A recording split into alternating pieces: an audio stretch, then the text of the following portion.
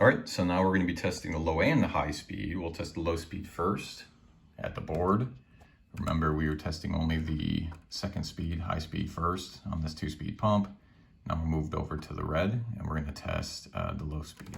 See, it's a lot easier to get it in at the board. It's safe. We got power on. I just plugged it in. So let's go with press number 1. So this will be low speed and it should say around 120. Again, if it's a 120 pump, if the board is configured 120, and that's really the key, is the board configured 120 to send 120 volts to the 120 pump, then we're going to have 120 on both low speed and high speed. Same with 240. If the technician calls and says, you know, there's an issue, low power to the pump, pump's not working, and they run these tests on a 240 pump, you know, and they're only getting 120, well, then that's an issue where the board hasn't been converted to run that 240 pump. So in this case, we're working off of 120. So I hit the pump, and look at that.